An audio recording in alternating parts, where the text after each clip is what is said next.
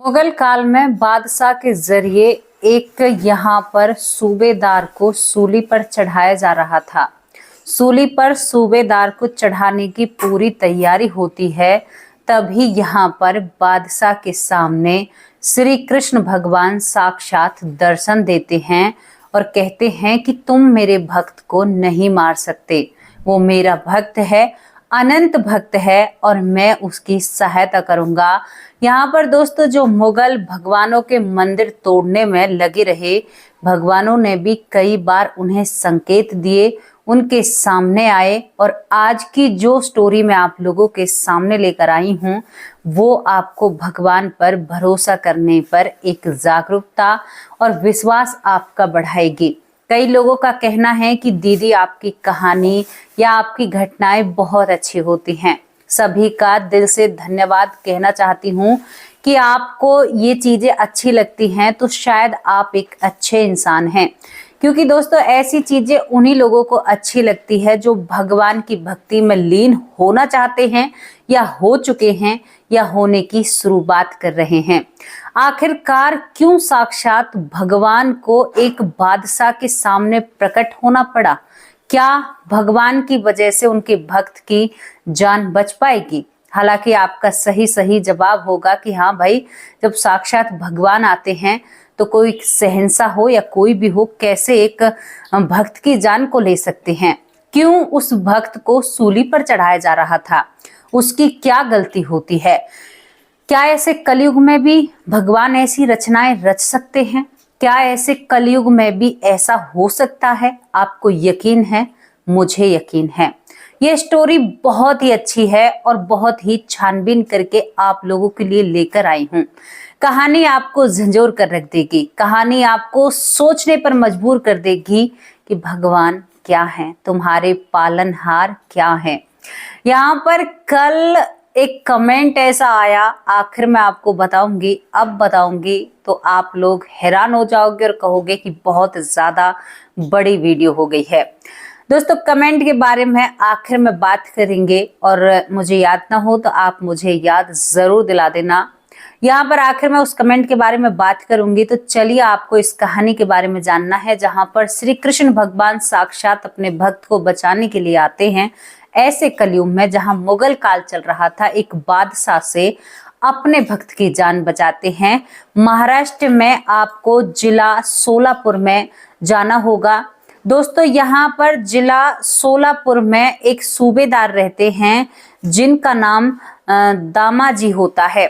दामाजी पंत नाम के सूबेदार रहते हैं और ये दामाजी पंत जो थे बड़े ही दयालु किस्म के यहाँ पर इंसान थे और इनका भाव ऐसा था कि भाई ये लोगों के लिए शायद अपनी जान भी समर्पित कर सकते थे।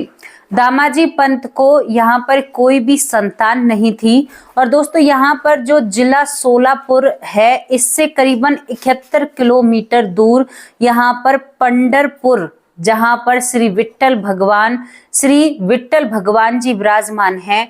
आप उन्हें भी जानते हैं जो साक्षात आज भी अपना वजूद बनाए हुए खड़े हुए हैं। तो एक ऐसे ही विट्ठल भगवान के भक्त की कहानी आप लोगों के सामने रख रहे हैं, जो कि बादशाहों के जमाने की कहानी है। बादशाह के जमाने में एक सूबेदार होते हैं दामाजी पंत। अब दामाजी पंत का जब वो सूबेदारी कर रहे होते हैं सोलापुर में, तो यहाँ पर दोस्तों अकाल पड़ता है। अकाल जब पड़ा करता था तो नाज पानी बिल्कुल खत्म हो जाया करता था, सूखा पड़ जाया करती थी और कहीं पर भी आपको खाने को नहीं मिलता है। दामाजी पंत की कोई संतान नहीं होती है। उनकी पत्नी बहुत अच्छी महिला थी, एक साथ देने वाली महिला होती है। दामाजी पंत रोज देखते हैं 4 से 5 अर्थियां रोज उठती हैं और जब दामाजी पंत इन अर्थियों के बारे में पूछते हैं कि भाई ये कैसे इनकी मृत्यु हुई, जैसे पूछते हैं कि भाई बहुत ज्यादा मृत्यु हो रही हैं, पता था दामाजी पंत को भी, तो सभी कहते हैं कि भूखे मरने के कारण। अब एक बादशाह का राज था यहाँ पर। अब दामाजी पंत ने मदद करने की अपनी जो मुहिम है वो चलाई। कैसे मदद किया करते थे? अपने बट की जमीन को बेचा, फिर अपने घर की वस्तुओं को बेचा, उससे अनाज खरीदा, अपने जो गांव के या अपने यहाँ जहाँ का वो सूबेदार है वहां के लोगों को यहाँ पर अनाज, खाना जैसी चीजें उनके पास हुआ करती है ऐसी चीजें मुहैया कराते हैं। यहाँ तक पत्नी के गहने जेवर तक भी दामा पंत जी ने बेच दिए थे और अपने पत्नी को बिल्कुल बिना गहनों के कर दिया था। अब दोनों पति पत्नी भूखे प्यासे रह जाते हैं और उनके पास केवल एक एक जोड़ी वस्त्र रह जाते हैं। रात भर सोचता है दामा पंत जी कि अब मैं इन गांव वालों की कैसे मदद करूंगा। दामा पंत जी का एक नियम था, हमेशा कृष्ण भगवान की भक्ति में लीन रहना और यहाँ पर गीता पढ़ना। दूसरी तरफ दामा पंत सोच रहा था कि अनाज भंडार में जो यहाँ पर जैसे आज गोदाम जिनसे बोलते हैं, इतना अनाज है कि भुखमरी कम हो जाएगी, यानी जो सूखा पड़ी है उसे दाब सकते हैं। लेकिन अगर मैं बादशाह से जाकर पूछूंगा तो वो मुझसे उस अनाज घर की चाबी भी लूट लेंगे, क्योंकि उन्हें पता था कि राजा कैसे हैं। यहाँ पर दोस्तों इन सब बातों को सोचकर पूरी रात निकल जाती है। सुबह होते ही अपना मुंह धोते हैं और थोड़ा सा कुछ पीने का इंतजाम करते हैं। जैसे सुबह सुबह अब नाश्ता आप लोग लेते हैं। इसके बाद दामा पंत उदास अपनी एक चौखट पर बैठा हुआ रहता है। एक एक जोड़ी कपड़े घर में थे। जो सूबेदार था उसकी इतनी बुरी हालत थी कि उसने सब कुछ बेचकर लोगों में निछावर कर दिया था। दामा पंत जी अपनी पत्नी को अपने पास बिठाते हैं, कहते हैं कि मेरे पास एक रास्ता है इन लोगों की भूख खत्म करने का। पत्नी कहती है कि क्या रास्ता है आपके पास? अगर रास्ता है तो जरूर कीजिए, लोग भूखे मर रहे हैं। दामा पंत जी कहते हैं कि मैं रास्ता तो निकाल दूंगा, लेकिन उसके बाद मैं जीवित नहीं रहूंगा। मुझे पक्का है कि जो यहाँ पर बादशाह हैं वो मुझे नहीं छोड़ेंगे। पत्नी कहती है जी देखो हमने बहुत मदद की है, लेकिन अब आप ऐसा मत करो, अगर आप नहीं रहे तो मेरा क्या होगा। तभी यहाँ पर जो दामा जी होते हैं, दामा पंत, वो कहते हैं कि देखो अगर मैं चला गया तो बहुत सारी जानों को बचा कर जाऊंगा, वरना ये भूखमरी, अकाल, बिना अनाज के लोग वैसे ही हर रोज मर रहे हैं। देखो मैं कितनी जानों को बचा कर जाऊंगा, ये मेरा बलिदान खाली नहीं जाएगा। पत्नी एक बार समझाने में समझ जाती है। दामा पंत जी और उनकी पत्नी तैयार हो जाते हैं उस अनाज के भंडार को खोलने की। वो कहता है कि राजा का जो अनाज का भंडार है उसकी चाबी मेरे पास है, मैं यहाँ का सूबेदार हूँ। अगर मैं इसे खोल दूं और रात को सभी मुनादी करके जिसका जितना मन करे उतना अनाज ले जा सकता है तो इन लोगों का दुख कम हो जाएगा, और जब तक राजा को पता चलेगा तब तक इन लोगों का पेट भर जाएगा। दोस्तों ये भावना ना हर किसी में नहीं हो सकती। आपदा आने पर सभी लोग अपने और अपनों के बारे में सोचते हैं, अपने बारे में सोचते हैं, पड़ोसी के बारे में कोई नहीं सोचता है। वो जमाना तो और था हमारे भारत में, जहां लोग हंसते हंसते अपनी जान अपने पड़ोसी, अपने देश, अपने देशवासियों के लिए, देश के लोगों के लिए, देश के हित में और अपने लोगों के हित में जान दे दिया करते थे। लेकिन आज ऐसा नहीं है। हजारों लोग मर जाएं लेकिन कोई अपनी जान नहीं देगा, जिस तरह से दामा पंत जी ने अपनी जान को दांव पर लगा दिया था। दोनों पति पत्नी इस मिशन को तैयार करते हैं और तैयार करने के बाद जैसे ही शाम होती है मुनादी पिटवा दी जाती है और कहा जाता है कि राजा का जो अनाज भंडार है, यानी बादशाह, मुगल बादशाह का जो भंडार है उसे खोल दिया जाएगा और जिससे जितना अनाज हो सके उतना अनाज कहीं पर भी, जहां पर भी आप छुपा सकते हैं वहां पर ले जा सकते हैं। दोस्तों अनाज गोदाम के सामने भीड़ जमा हो जाती है। यहाँ पर दामा पंत जी चाबी से ताला खोल देते हैं। ताला खुलते ही लोगों ने ऐसे गायब कर दिया था अनाज को, और इतना अनाज था कि लोग जब तक बारिश आएगी, सूखा खत्म होगा, जब तक उनके घर में उनका चूल्हा चलता रहेगा। दामा पंत जी ये देखकर बड़े खुश होते हैं, मोहित होते हैं। करीबन 4 से 5 दिन तक यही सब कुछ चलता है और पूरा यहाँ पर गोदाम खाली होने को हो जाता है। दोस्तों जब ये खबर बादशाह के पास पहुंचती है तो दामा पंत को पता था कि अब मेरा आखिरी समय चल रहा है। बादशाह ने कहा कि मेरे पास लाए बिना ही उसे यहाँ पर लेकर आओ तुरंत और उसे सूली पर चढ़ाया जाए। दामा पंत जी श्री हरि विठल भगवान से टेर लगाते हैं और अपनी बारी का इंतजार करते हैं। तभी राजा के सैनिक जब उनकी तरफ आते हुए नजर आते हैं तो यहाँ पर दामा पंत जी अपनी पत्नी के सामने हाथ जोड़ते और कहते हैं, हे प्रिय, अब मेरी और आपकी यहाँ तक की ही मुलाकात थी। अब मुझे जाने की आज्ञा दो, क्योंकि ये मुझे ही लेने के लिए आए हैं और मुझे ये सूली पर चढ़ाएंगे। आप सोच कर देखिए कि इंसान ने अपने आप को त्याग दिया था पूरे उन लोगों के लिए जो भूख से तड़प रहे थे। भगवान सबको देखते हैं और वो सबका इम्तिहान लेते हैं। दामा पंत जी को बंदी बना लिया जाता है। गीता को पढ़कर वो वहां से चलते हैं। तभी रास्ते में 71 किलोमीटर वो जैसे ही तय करते हैं तो यहाँ पर पंढरपुर आता है। पंढरपुर आते ही दामा पंत जी कहते हैं कि तुम जितने भी लोग हो, क्या मेरी एक इच्छा पूरी कर सकते हो? सूली पर तो मैं वैसे ही चढ़ने वाला हूँ, क्या मैं यहाँ पर विठल भगवान का दर्शन कर सकता हूँ? मेरी आखिरी इच्छा है, क्योंकि मैं इनको बहुत मानता हूँ। उन लोगों को दया आ जाती है और यहाँ पर जो दामा पंत जी होते हैं उन्हें छोड़ दिया जाता है दर्शन करने के लिए। दामा पंत जी भगवान के सामने बैठकर, पता है आपको क्या कहते हैं? वो कहते हैं कि हे विठल भगवान, मैं आपसे क्षमा मांगना चाहता हूं कि मैंने एक राजा की मर्जी के बिना उनके अनाज भंडार को लोगों में बांट दिया है। मुझे इस गलती की माफी दे देना। कहीं इस गलती के बदले मुझे अपने आप से दूर मत कर देना। उसने ये नहीं कहा कि मुझे सूली से बचा लो, मुझे इन सारी चीजों से बचा लो। उसने केवल ये कहा कि मुझे अपने आप से दूर मत कर देना। और यहाँ पर जो दामा पंत जी होते हैं वो उन सैनिकों के साथ चल देते हैं। विठल भगवान से ये सारी चीजें देखी नहीं जाती। विठल भगवान श्री हरि एक नन्हा सा रूप रखते हैं। करीबन 4 से 5 साल का वो बालक बनते हैं। अच्छे ही नयन, इतना सुंदर रूप कि देखकर हर कोई मोहित हो जाए। हमारे कृष्ण भगवान के अंदर एक बात बहुत बढ़िया है। क्या है कि उनका रूप बड़ा तेज है। उनके रूप में लोग मोहित हो जाते हैं, सच में ही मोहित हो जाते हैं।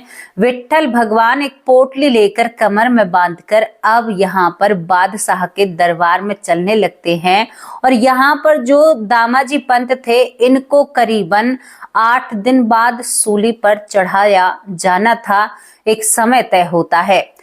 विठल भगवान जैसे ही द्वार पर पहुंचते हैं तो जो द्वारपाल होते हैं वो यहाँ पर विठल भगवान को रोकने की कोशिश करते हैं, लेकिन वो इस तरह से मोहित होते हैं कि कितना सुंदर बालक है, कितना प्यारा बालक है। यहाँ पर कृष्ण भगवान मुड़कर कहते हैं कि क्या कहा? वो कहते हैं कि नहीं नहीं, हमने तो कुछ नहीं कहा, जाओ तुम अंदर जा सकते हो। बिना रोके ही नन्हे से रूप को, प्यारे से रूप को विठल भगवान को अंदर भेज दिया जाता है। नैन नक्श देखकर कोई भी मोहित हो जाए।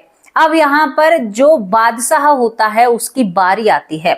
बादशाह एक सुंदर से कोमल से पैरों वाला बालक उनकी तरफ बढ़े आ रहा है और बादशाह कहना चाहता है कि इस बच्चे को रोकें, लेकिन उनके मन में विचार आ रहे हैं ये थोड़ा सा और करीब आए तो मैं इनको ढंग से देखूं। बड़ा सुंदर बालक है, कितना प्यारा बालक है। वो यही करते करते जब तक विठल भगवान उनके पास पहुंचते हैं, वो कह ही नहीं पाते हैं कि इस बच्चे को रोको। तो सोचिए आप, हमारे भगवान को कोई भी नहीं रोक पाया। बादशाह देखते रह जाते हैं। हमारे विठल भगवान चुटकी बजाते हैं और बादशाह की एकदम, कहते हैं ना कि वो एक अवस्था में थे तो उनकी आंखें खुलती है। वो कहते हैं कि कौन हो तुम, किसके बच्चे हो? बड़े सुंदर बालक हो, बड़ा सुहाना रूप है। वो कहता है कि मुझे तो प्यार से यहाँ पर विठोबा कहते हैं, विठो विठो कहकर मुझे बुलाते हैं, आप मुझे विठोबा कह लीजिए। तो राजन कहते हैं, यहाँ पर जो बादशाह होते हैं, कि हाँ भाई विठो, तू बता तू यहाँ पर क्यों आया है, तुम्हारे माँ बाप क्या कहाँ पर हैं? तो ये कहता है कि मैं दामाजी पंत का संबंधी हूँ। आपने मेरे जो श्री दामाजी पंत हैं, जो मेरे कहते हैं ना कि मेरे भाग्य विधाता है, जिनका मैं एक अपने आप को ऐसे पेश किया कि मैं उनके मतलब अंदर, मतलब उनके हाथ के नीचे काम करता हूं, मतलब वो मेरे कर्ता धर्ता हैं। आपने उनको ही बंदी बना रखा है। यहाँ पर बादशाह कुछ बोल ही नहीं पाते हैं। बादशाह कहते हैं कि उन्होंने कर्जा ही इतना काम ही ऐसा किया है।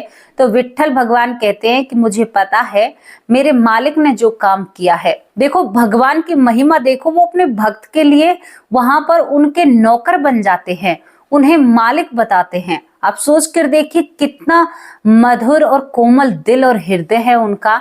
क्या वो आपको स्वीकार नहीं करेंगे क्या? आप एक बार अपनी बाहें फैलाकर उनके सामने जाकर तो देखो, वो अपना भंडार खोल देंगे आपके लिए। वो अपनी कहते हैं ना कि अष्टभुजाओं को खोल देंगे आपके लिए। वो इतने दयालु हैं, वो इतने दयालु हैं, मैं क्या कहूं आपसे। यहाँ पर जो बादशाह होता है वो कहता है कि भाई अब हम क्या कर सकते हैं, उसने गुनाह ही ऐसा किया है। तो यहाँ पर विट्ठल भगवान कहते हैं, वो कहते हैं कि भाई मैं अपने मालिक का कर्जा चुकाने के लिए आया हूं, उन्होंने मेरे पास कुछ धन रख रखा था। यहाँ पर राजन हंसने लगते हैं जो बादशाह होते हैं कि भाई तू खुद ही 4-5 साल का है, तो क्या उनका कर्ज चुकाएगा रे? उन्होंने तो इतना अनाज लोगों में बांट दिया है कि उसका कर्जा तो तू पूरी जिंदगी नहीं चुका सकता। और तू कहाँ से चुकाएगा? क्या बैलगाड़ी में सोने को भर कर लेकर आया है? सोना चांदी जो भी है जिस तरीके से चुकाएगा। तो यहाँ पर विट्ठल भगवान मुस्कुराने लगते हैं, तिरछी सी नजरिया से उनकी तरफ देखते हैं। धन्य है वो बादशाह जिन्हें साक्षात श्री हरि देखने को मिले, हमारे भाग पता नहीं कब ऐसे होंगे। तो यहाँ पर दोस्तों जब वो देखता है श्री कृष्ण भगवान को, तो वो थोड़ा सा ऐसा हो जाता है कि उसे पता ही नहीं होता मैं क्या कह रहा हूं। यहाँ पर भगवान जी कहते हैं कि नहीं, मैं तो कोई बैल बुग्गी मैं नहीं लाद कर लाया हूं, मेरी इस पोटली में इतना धन है कि आपके सारे पैसे चुक जाएंगे। तो पूरी सभा हंसने लगती है कि ये बालक पागल हो चुका है, इसको सभा से बाहर करो। तो राजन कहता है कि नहीं नहीं, इसको सभा से बाहर मत करो, इसे लग रहा है कि मुझे और देखूं, इसे और देखूं। तो यहाँ पर कृष्ण भगवान कहते हैं कि अरे बादशाह, तुम्हें मेरे ऊपर यकीन नहीं है क्या? मैं तुम्हारा पूरा कर्ज चुकाऊंगा जितना मेरे मालिक ने तुमसे कर्ज लिया है। और यहाँ पर विट्ठल भगवान अपनी पोटली उल्टी कर देते हैं। दोस्तों जब पोटली को किया जाता है तो उससे जो सोने के सिक्के थे उनकी बारिश सी होने लगती है। और वहां पर एक बहुत बड़ा कहते हैं ना कि पहाड़ नुमा धुआं बन जाता है, यानी एक बहुत बड़ा ढेर बन जाता है सोने के सिक्कों का। और यहाँ पर जो राजा होता है बादशाह, उसकी आंखें खुली की खुली रह जाती हैं। अब जगह कम पड़ने लगती है तो तभी बादशाह कहते हैं कि अरे अरे भाई बेटे, तुम इसको रोको, तुम क्या कर रहे हो? बेटा जान, तुम ऐसा करोगे तो यहाँ पर तो मेरा जो ये भवन है ये कहाँ समाएंगे? तुमने तो इतना अनाज भी उसने नहीं दिया होगा जितना तुमने मुझे यहाँ पर धन दे दिया। तुम तो बड़े चमत्कारी बालक हो, तुम एक काम करो, ये पोटली मुझे दे दो।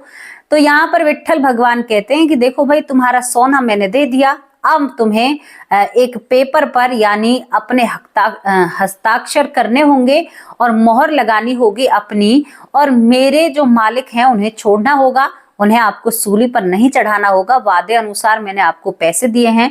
तो यहाँ पर ये राजा सोचता है मन में कि यहाँ पर वो तो सूबेदार दामाजी पंत हमारे ही हैं, तो उनके जरिए इस बच्चे से इस पोटली को भी लूंगा और इस बालक को मैं दोबारा भी देखूंगा। बड़ा सुंदर बच्चा है और कितने सुंदर नए नक्श हैं इसके। यहाँ पर राजा मोहित हो जाता है श्री विट्ठल भगवान पर।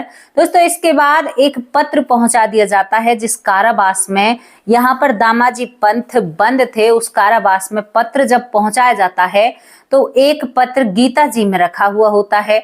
यहाँ पर दामाजी पंत की आदत थी कि आज मुझे सूली पर चढ़ना है। एक हफ्ता निकल चुका था तो वो आज गीता पढ़कर सूली पर चढ़ना चाहते थे। जैसे ही गीता के श्लोक के लिए गीता जी को खोलते हैं, जब गीता जी को खोला जाता है तो उसमें सबसे ऊपर वही पेपर होता है जिसमें लिखा जाता है कि यहाँ पर जो दामाजी पंत हैं उनके एक जो काम करने वाले हैं उन्होंने सारी राशि यहाँ पर जो राजा हैं उनकी चुका दी है और अब दामाजी पंत को छोड़ दिया जाएगा मोहर के साथ और हस्ताक्षर के साथ। वहां पर पूरे सबूत थे। लेकिन तभी वो देखता है कि एक यहाँ पर एक सैनिक हाथ में ऐसा ही पेपर लेकर उनकी तरफ भाग रहा है और उनसे कहता है कि दामाजी पंत तुम्हारी सजा माफ हो चुकी है। दोस्तों यहाँ पर इतने में ही पीछे से राजा साहब आते हैं, जो बादशाह होते हैं। वो कहते हैं कि दामाजी पंत सब कुछ छोड़ा, लेकिन तुम अपने उस वो लड़के से मुझे मिलाओ जो तुम्हारे पैसे मुझे देकर गया है। बड़ा सुंदर बालक था, मैं उसे देखे बिन नहीं रह सकता। दामाजी पंत कहते हैं कि क्या कह रहे हो, हमारी तो कोई संतान भी नहीं है। उसके बाद चारों तरफ चर्चा होती है, वो बालक कहीं भी नजर नहीं आता है। दामाजी पंत समझ जाते हैं कि हमारे विट्ठल भगवान आए थे और उन्होंने मेरे साथ ये चमत्कार किया है। वो बताते हैं सारी बातें। यहाँ पर बादशाह भी हैरान और परेशान खड़ा रह जाता है, वरना बादशाह ने आदेश दिया था कि जितना भी अनाज यहाँ पर दामाजी पंत ने लोगों को दिया है वो सारा लूटकर दोबारा से अनाज के भंडार में रखा जाए। लेकिन अब इस चमत्कार को देखकर सारी बातें उलट हो जाती हैं। दामाजी पंत और भगवान विट्ठल भगवान की भक्ति में लीन हो जाते हैं और वहां के बादशाह भी विट्ठल भगवान को मानते हैं। तो दोस्तों, आप कितना विट्ठल भगवान को मानते हो और आपको ये कहानी, ये घटना, ये कलयुग की घटना कैसी लगी, जिसमें सारी बातें 100% सत्य हैं। एक भक्त को बचाने के लिए भगवान नौकर बनकर आए। एक भक्त को बचाने के लिए भगवान पोटली से सोना निकालते हैं। एक भक्त को बचाने के लिए भगवान ने सब कुछ निछावर कर दिया था। तुम इतना सा दोगे, भगवान तुम्हें इतना देगा। सोच लेना, तुम अच्छा करोगे तो 4 गुना होकर मिलेगा।